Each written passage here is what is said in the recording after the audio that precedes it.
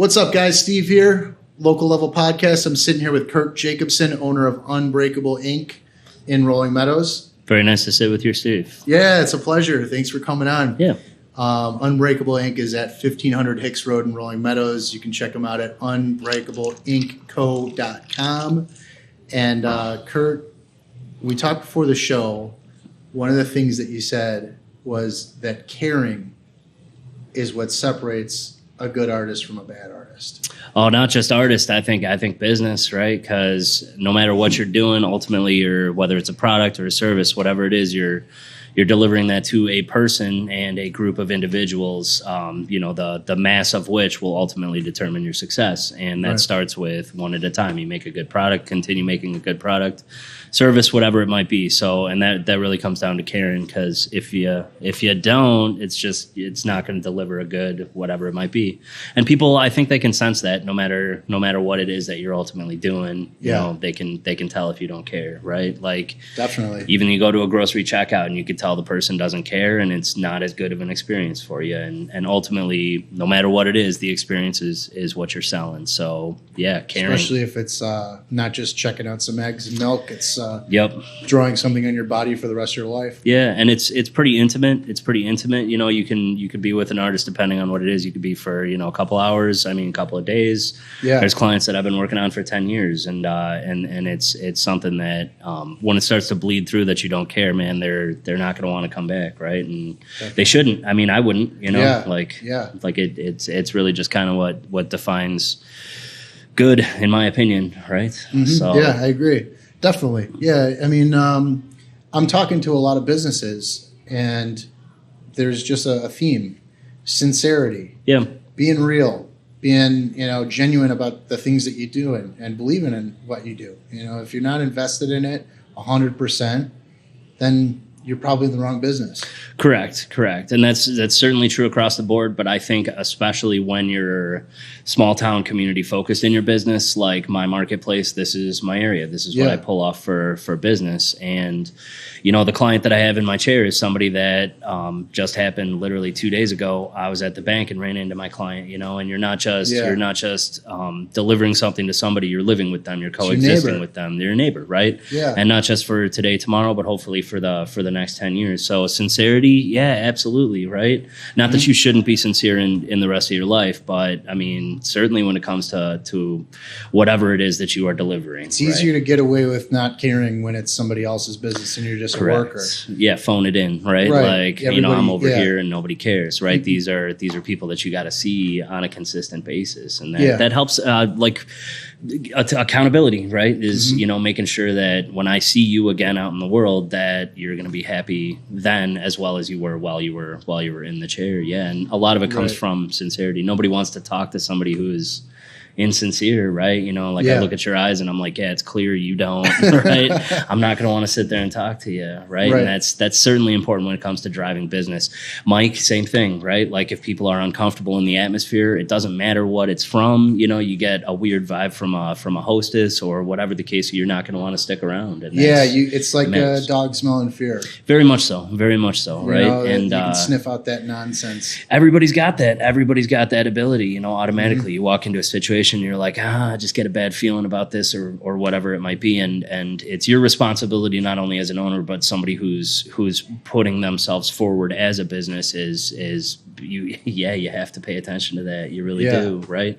And it's hard because everybody can relate to the days where you just don't give a darn. And, you want to go, and I try. Right. Yeah. And, you want to go into work, and you can zombie through your day or whatever the case may be. But if you're on that level with clients and or like Mike interacting with the public on a consistent basis, then you're not allowed that kind of leeway, right? And it really does help to, in my opinion, restructure your general mental attitude, right? Mm-hmm. Fake it till you make it. So the more that you end up, pushing sincerity, the more that it becomes sincerity. And, that's true. There's a lot of truth to that. Yeah, I think so. It's about honing your skills, and a lot of times you can see. I think a lot of times people mistake being uncomfortable to not being like sincere or friendly. A lot of times people really do care, but maybe sometimes they care so much that they come across like Weird. A little too pushy or a little too whatever the case may be. And and it's really what it comes down to is exactly what you just said, sincerity. If you're pushing too hard, it's clear that you're pushing too hard, and that will make somebody uncomfortable as well. So, for me, when I'm talking to a client, oftentimes, kind of like what you're doing for this podcast, I feed off of what the client wants to talk about, and stay invested in what they're doing. And that's more than just, listening and then whatever. It's taking an active interest in somebody else. Yeah. Right? Yeah. Too many times people think about what they're going to say next and they're not listening. Correct. Listening is 90% of business, really. Certainly. And it can be hard, right? I'm a narcissist, and it drives my business. It's my whole drive of wanting to go out there and do things for myself. I think it's a great foundation for success, but it's got to be tempered, right? You can't always be talking about yourself, no matter what the case may be. Yeah. Right? Bad advice for listening to well, the podcast. Well, this is your time. We're here to hear this right now.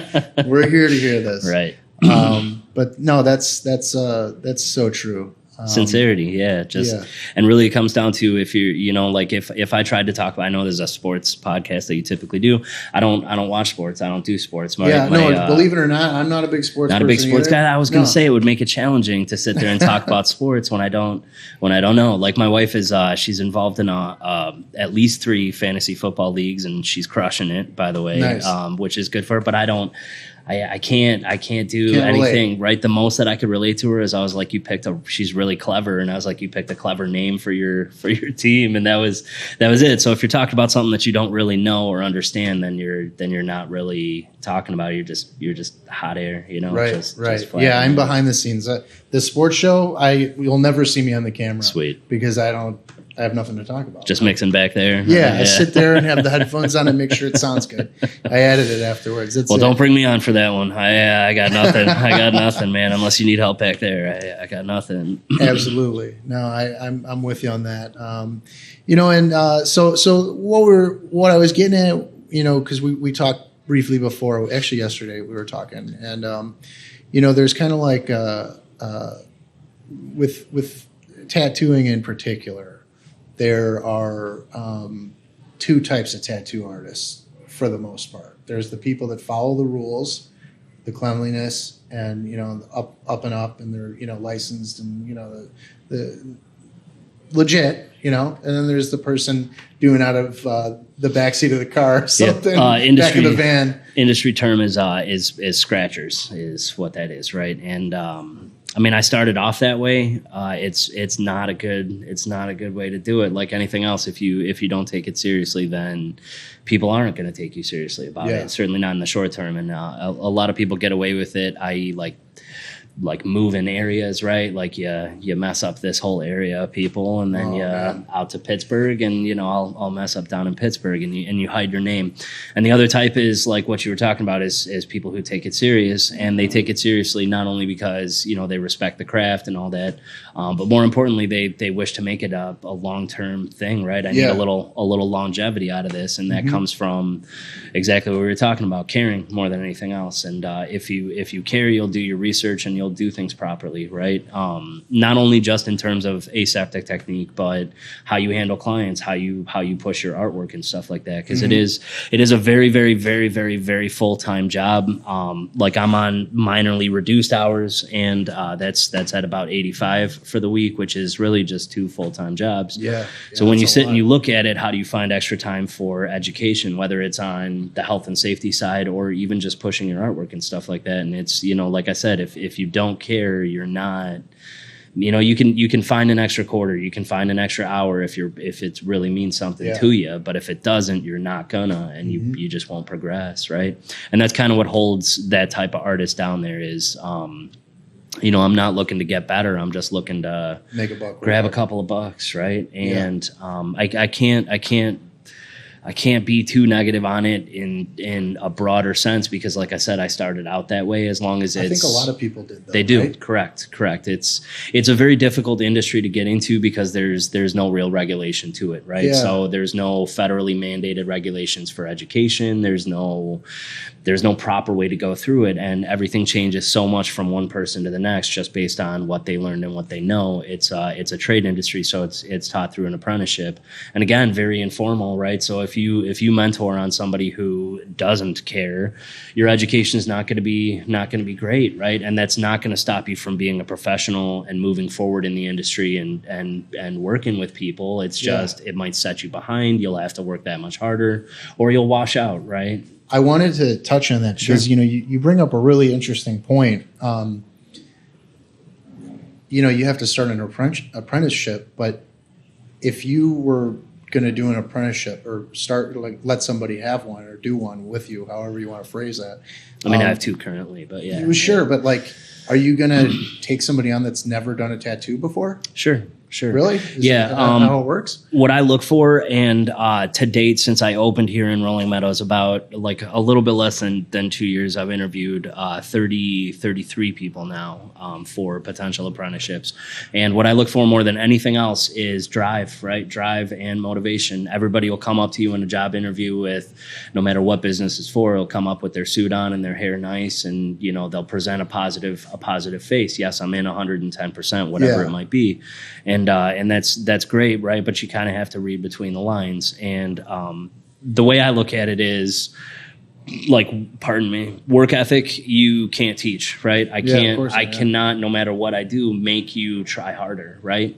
If you're the type of person that's going to give up easily, then it doesn't matter really how good you are. You're not ultimately going to be an asset, right? Art, foundation, stuff like that, things that you can help to make somebody better, right? You can work on that. You can spend time on that. So I'll take that over really anything else.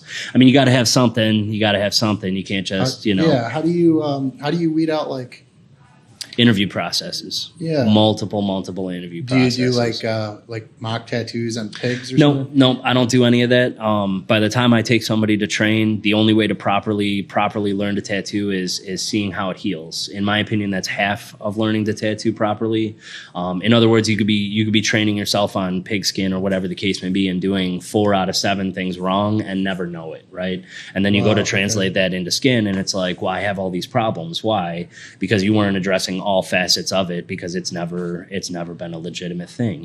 Pig skin will never really heal. Yeah. Right? So it's hard to find test dummies though, right? Yeah, it's part of my interview process. Like I said, weeding out people. I generally have at least 3 interview meetings spaced out a particular time apart, right, to make sure that you're as interested as you were the first day that we talked, and that you've spent time on your own time meeting certain criteria, right? Oftentimes I'll give them homework like, hey, here's your portfolio. You have this, and this in there.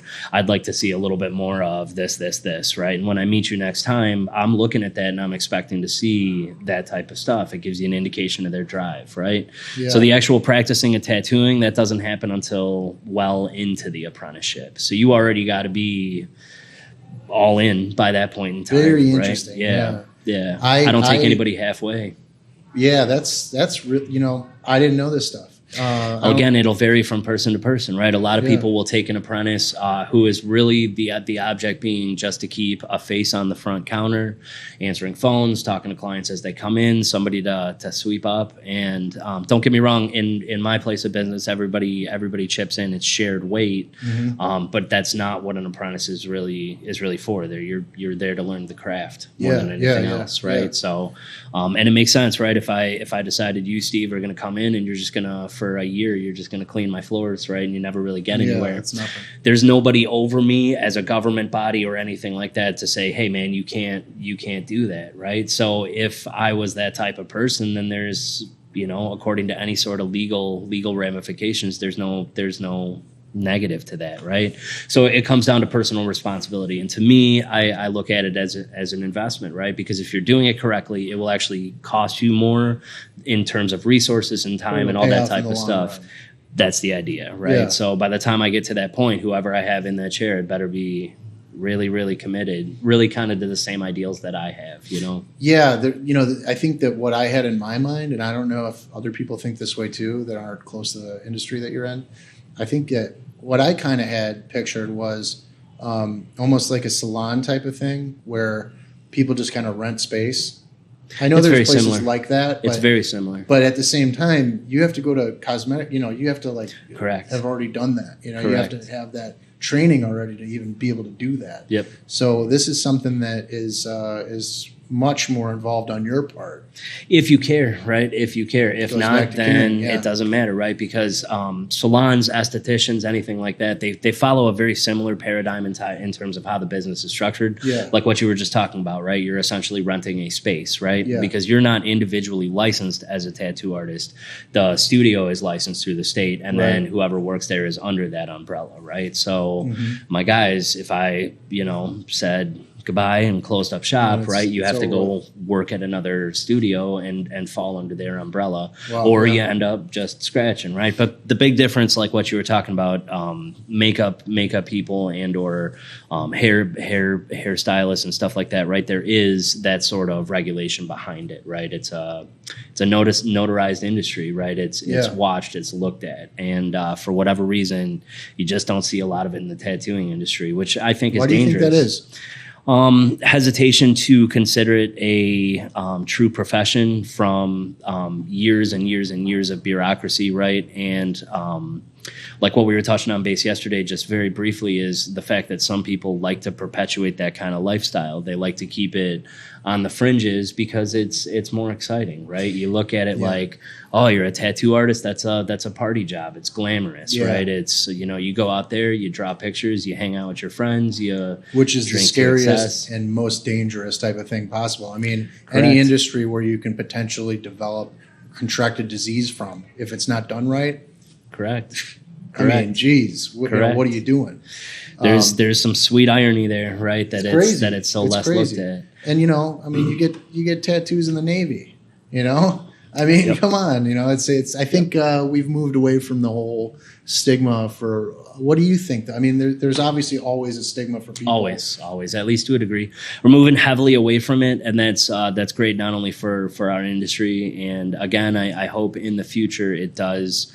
There will always be drawbacks to it, but I hope that it ultimately does kind of put that on the floor as like any other industry and kind of looking at it, right? And like anything else, the way that I look at it kind of ends up like from a budgetary perspective, right? Like when a new industry is recognized, you have to spend money to create a lot of legislation, and then you have to spend a lot of money to create training for people who are going to check on said legislation, and then you get into paying money to just upkeep and normal regular stuff. It's a lot to undertake, and even from a governing body, you know how Illinois is, right? So it's not like we're going to be like, all right, let's form a new committee. We're gonna, you know what I mean? It's just not. It's not in that place right now. But I think it should be. I think it would ultimately lead to just a better class of art in general. Yeah, there has to be something, because I mean, realistically, sure, government's not good at anything.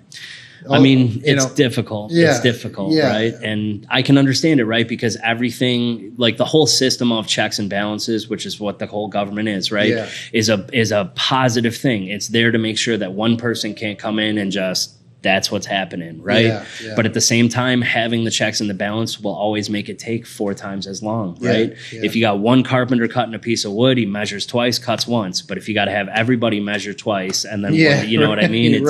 It takes a long time. It's going to take a long time for that house, and it's going to be a million times more expensive. Yes, and I think that's what it comes down to, is just understanding the patients a little bit more.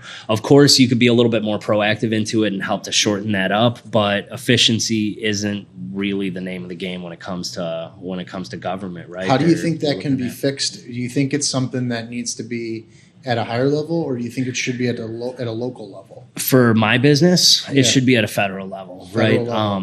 So the CDC as well as OSHA are involved, like they are with, at least OSHA anyways, and a little bit less so with us, because primarily the industry is filled of independent contractors, which means you're outside of OSHA purview, That's right? True, you're not an employee, right? And so you're not really involved. Anywhere. You can go Correct, right? And so there's a lot of things in the industry that keep it not structured that way, right? There's no tattooers union that I'm aware of, right? Or anything like that as a broader governing body.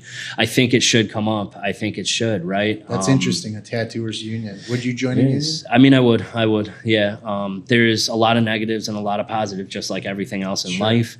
When it really ultimately comes down to it is accountability, right? And if you can't stand at yourself and be accountable for your actions and everything that you're doing, then what's going on, right? What's going on, right? Yeah, that's an interesting thing, because the analogy that you gave with a builder, cutting, they have unions, and that kind of like it self-regulates a little It bit, does. the quality. It does. You know, like these are the standard Yep. prices. This is, Correct. this is the approved work. These people, are trustworthy. Correct. And if they're not, they're Yeah. expelled. And for some people that'll really hurt, right? Because let's say you're an artist, and again, because you're an independent contractor, all art, the value is dictated by the purchaser, right? So if I'm going to sell you a painting and I decide it's going to be $35 million, the only way to say that that's worth 35 is if that's what you're willing to sign over for, right? Yeah.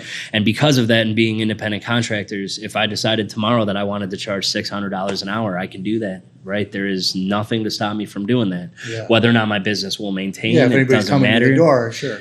But at the end of the day, if there was regulation to it, some people would hurt out because it sucks. I can't just determine what I'm worth anymore. But it'll hold it to a higher standard, which I think, as an average, if you're taking it as an average, will bring the quality up.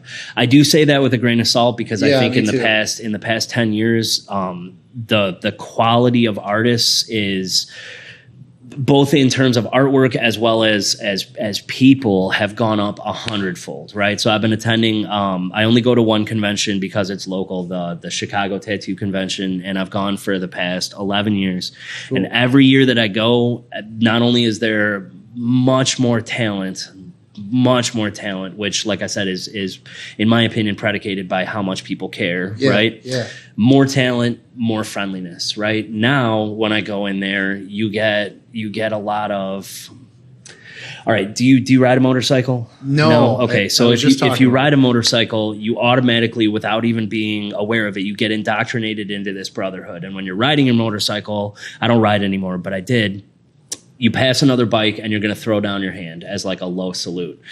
Unspoken. Nobody has ever talked about it. It's not on your driving DMV, nothing like that. It's just something that's part of it, right? Yeah. And I'm seeing that in the tattoo industry, right? Like not only mutual reinforcement, but also encouragement, like that's great. This is something that I care about. It's clear that it's something that you care about. Let's care about this together and make it better. That's great. That's awesome. And it's a subtle thing, but you can feel it. And every year is bigger and better, in my opinion. When do you think that happened? How do you think that came about? Man, I'm not going to be popular for saying it, but in my opinion, social media, right? A lot of people really like to poop on social media. You got a lot of tattooers out there who are Google jockeys, and you're just ripping off other artists and stuff like that. And of course, there is some to that, but never before in the history of humanity have you, as an individual, had such a platform, right?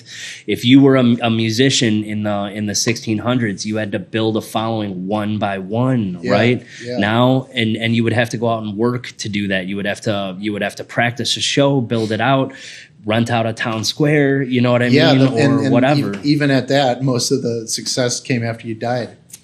Yep. Nowadays, if you're putting out good work, then you can immediately share that to a huge audience, right? And the flip side of that I think people don't pay attention to is back to what I've been talking about, accountability, right? If I do garbage work, it's gonna show. And Instagram or social media or anything like that will as much hurt you as it will help you. It's a billboard. It is. And so it automatically makes you be like, oh, well, I better put out my best, right? Yeah. I better put out my best at all times. And when is that not a good thing, right? When is that not a good thing for a person to say, oh, I have to put out my best? Like, yeah, you should, right? You should in everything that you're doing. Yeah. That's just my opinion. Oh, I can't agree more. Yeah, no, it's,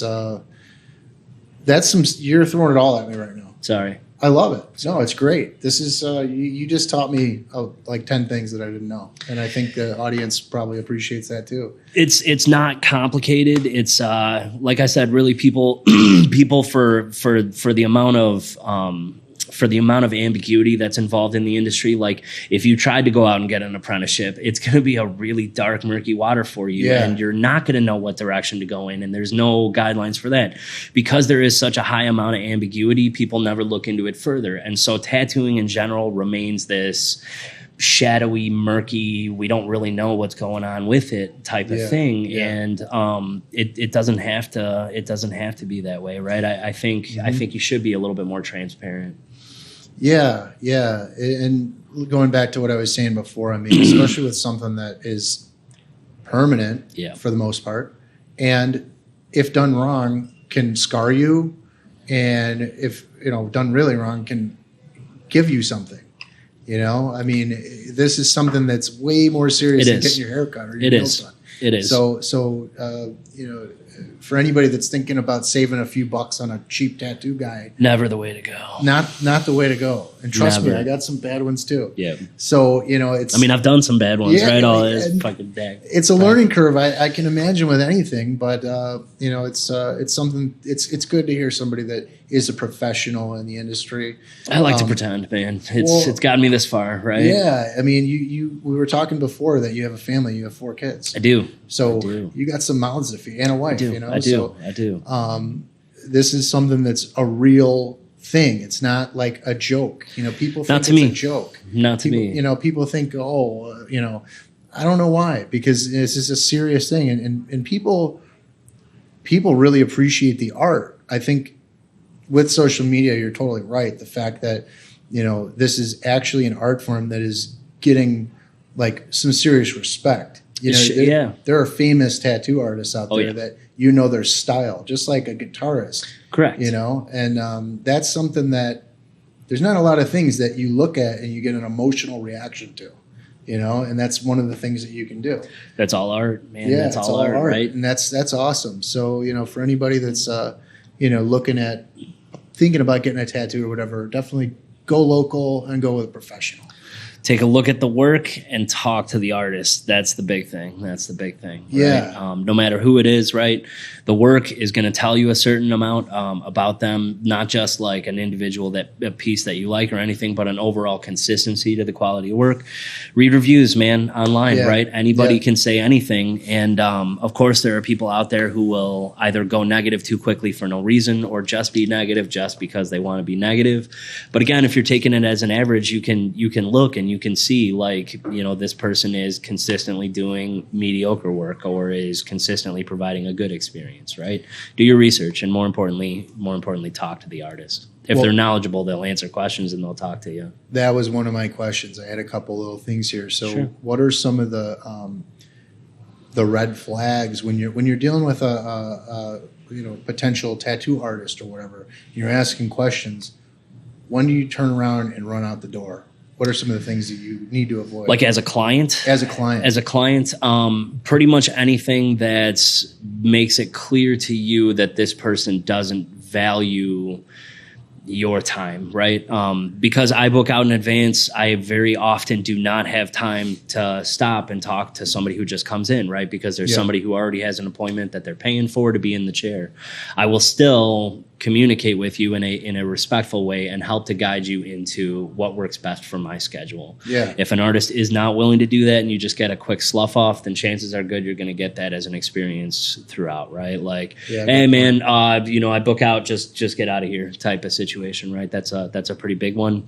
And trust your gut, right? If you walk into a place and it feels dirty, it's dirty. It's dirty, right? You have that feeling for a reason. With the understanding that, especially in our industry, tchotchkes, knickknacks, like it seems to be the louder the better, right? Like 20,000 stickers on your car. It tends to be artists can't really make decisions because we deal with stuff on a broader spectrum. So almost every tattoo studio is going to feel cluttered. It's going to feel there's a lot of stuff going on, and there's a reason for that. You want a lot of stuff to look at while you're sitting staring at a wall, for a period of time.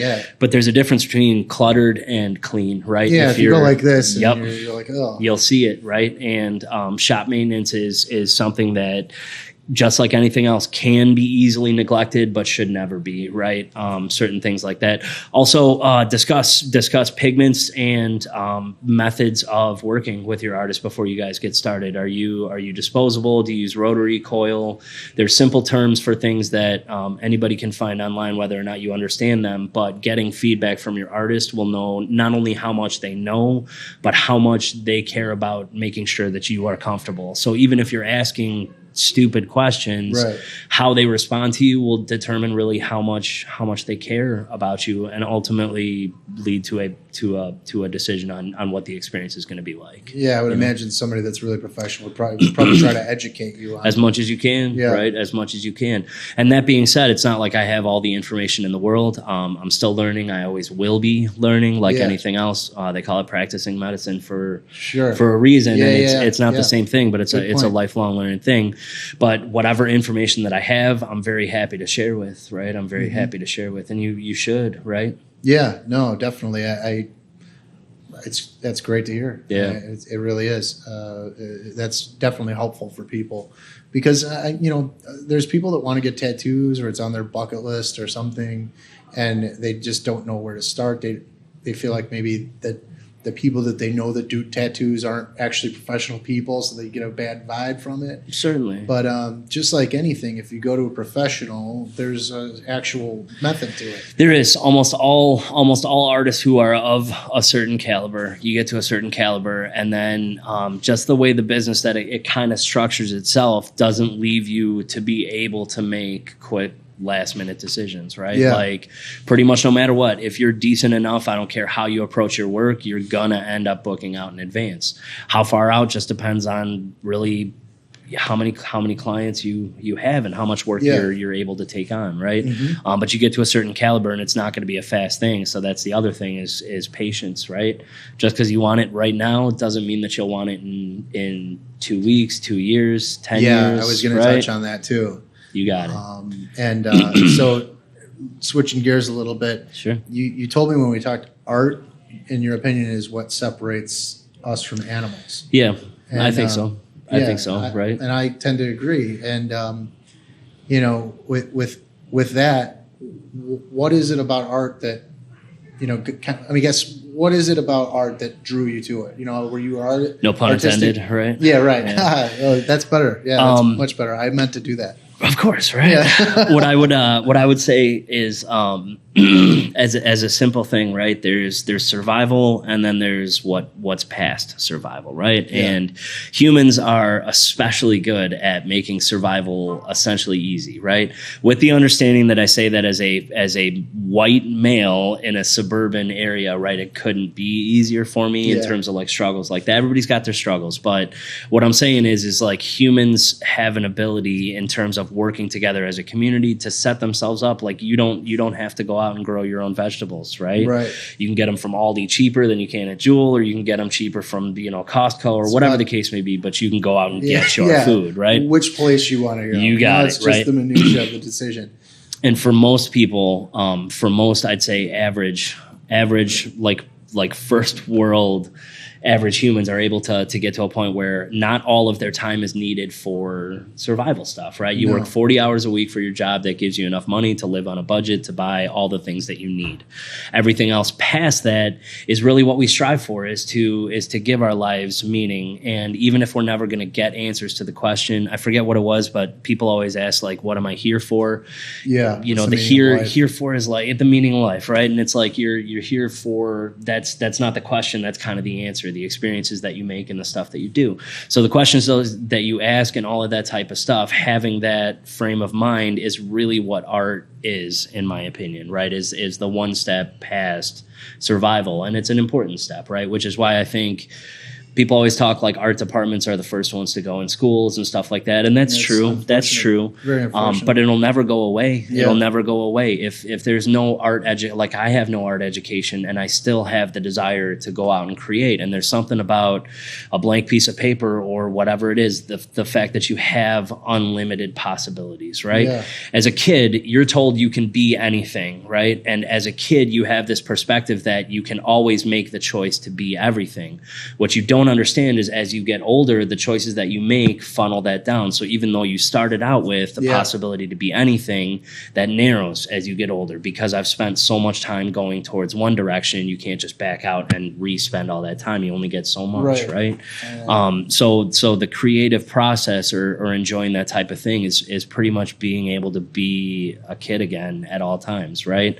I've done this, I've worked this through. That's what it is. And I think that's what it is for everybody. Like Adele, now. She made a record. She sold $1 billion, the Rolling Stones, Mick Jagger, and you're still out on that stage. Yeah. Why? Right? It's because you're always hitting that reset button and going back to how you felt as a child with an unlimited amount of possibilities in front of you. Well said. Yeah. Well said. And yeah, that's very powerful. Everybody can relate. Everybody can relate. Well, I tell this to people all the time. Nobody believes me, but for anybody listening, if you want to prove it to yourself, it's a simple exercise. Whether you can draw or not, everybody has drawn in their life. Every single person, you have felt the urge to make that kind of creation. Most people will give up on it because of your inability to express what you want to, and all that is a lack of education and or practice. Also, you're kind of programmed what is something to be proud of and what isn't. If you throw a kid a box of crayons, they'll draw nonsense and be so proud of it. Yep.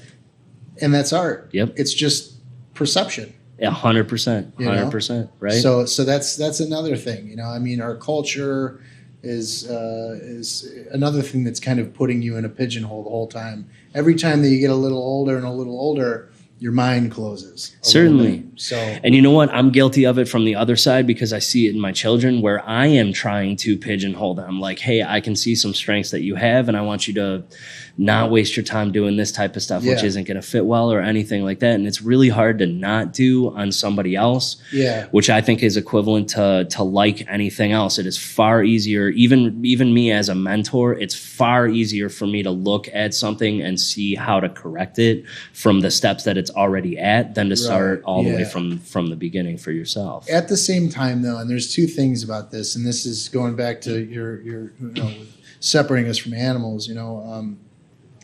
When you put that guidance on a kid or somebody else, if you're teaching somebody something or whatever, there's a natural flow where I don't know exactly why or whatever, but it's ingrained in us to rebel. Yeah. Oh, yeah.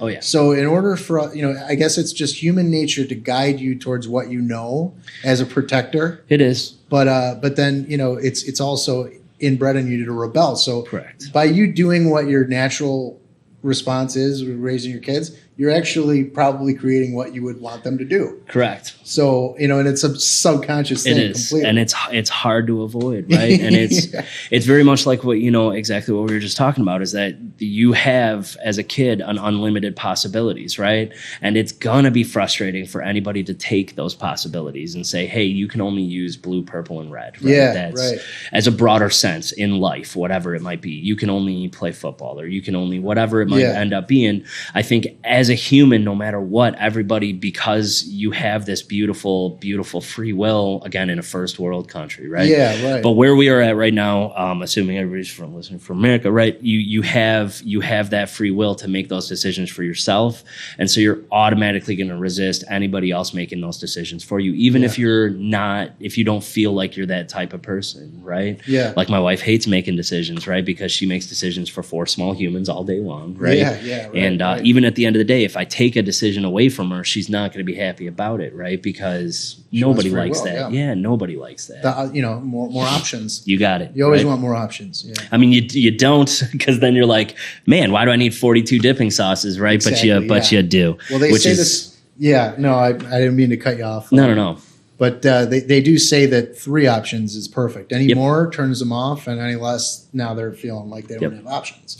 Which is where that's my drive to push my kids and help them to, hey, these are your 3 choices or whatever. Yeah. And I see why that comes from that way, especially from whether it's involuntary or intentional from a teaching perspective, because that's what you're doing with your kids. Yeah. Is you want them to have a good chance to succeed, whatever it might be. So you tend to smash that in. You tend to smash that in without even really paying attention to it, Man, we could do this for hours. I mean, we can go deep. We're getting into the sorry. That's great. No, it's perfect. I would prefer having this conversation. And I got to have you back because we're 43 minutes just went by. Really? I talk for a living. You didn't expect that, right? If I got 9 hours to burn on somebody, I can BS for a good long time, man. I can do that. Man, it's good conversation, and that's all that matters. hopefully what we've just covered is interesting to everybody. I'm sure it won't be, but to some people, right? It was interesting to me. So that's, hopefully it works for you. But yeah, no, I mean, it's really interesting hearing the perspective from somebody that actually takes pride in the work that they do, and something that people underestimate or maybe kind of have a weird perspective about tattooing. I don't know why, because they haven't done it yet, right? Because anybody with a tattoo will tell you it's super addicting. You've gotten it, it is, right? And it's because once you get past that certain step to it, you are basically following along a journey with the artist. So even if you are not directly out there, it still to a degree makes you feel like a kid with all those possibilities in front of you again, right? Yeah. And that's kind of the addiction to it, right? Yeah, I love it. And plus, we put a little bit of cocaine in the ink, right? Just no, PG-13. Yeah, sorry, right? We had to end right? on a high note, right? That is not true. I absolutely promise that. Right? I promise that, man. All right, but it feels that way, right? Because you want another tattoo, don't you?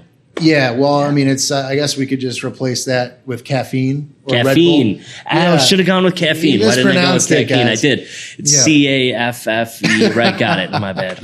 Right. Absolutely. Right. But we'll have you back because you're not even here to promote your thing. You're here to just kind of talk about promoting local. and really local. That's why I got started here in Rolling Meadows, because I live here, my family's here. That's what I want to do and focus on. And I think people forget, as big as the world gets, it's still really small. And it's very clear in my industry, you'll run into somebody who knows somebody else who is another client of yours, or whatever the case may be. And doing what I do and interacting with people on such an intimate level, I really do get to see how small the world is. And I think it's indicative of people's need to keep a broader circle around them, but a tighter circle so that they feel stable and balanced, right? Yeah. Just like cavemen in the wild, you want 9 people around you and a fire to keep the wolves away, right? Mm-hmm. And because of that, I think people, no matter what, will always be to a certain degree small community minded, right? Whether it's you, your immediate family, or your extended family, you're always going to feel like that's home, right? Yeah. And for us here in this town, right, it's I think important to kind of look at that as its own ring, as much as you can. Well, we have to live together. And, we do. If we don't work together, then we're all scattered, and, right. And, everybody's running a different direction. So you got it. Guys, great stuff. I definitely want you guys, even though he's not here to promote, check out the Instagram page. Just look at the work, right? Yeah, look at the work. It's at Unbreakable Ink Co. On Instagram. .com, correct. UnbreakableInkCo.com will get you the website. The website has links to each artist's individual Instagrams. Not that I'm here to promote, but I also have 2 other phenomenal artists who I trained, both of them working for me. David Liebert, who is going to be exceptionally good based off of everything in our conversation. If you're talking about caring, that is a caring dude. He's really hitting it hard. And then Jack Mitchell, who has also been with me since he was really, really my first apprentice, and is still with me, and he's phenomenal as well. Check out all of our work, and not to say that I'm trying to sell anything, but it's your time, man. It's art, right? And even if you don't end up leaning towards it, it's still nice to look at. Absolutely, and I figure if anybody has any questions about the industry, whether of course, just reach out. There's links to email individually on that button, and for me on mine, it will go to my wife, who is the most incredible woman I've ever met. But she's also very knowledgeable in the industry. She does all of my scheduling, and as far as broader questions, she's able to answer most, if not all. Very nice, man. It's a real pleasure to have you on. Likewise, Steve. Likewise. And if you want to have me back anytime, as long as it's on a Tuesday, give up an hour of family time, no problem. Well, I want you to get some family time. Yeah, daytime now, because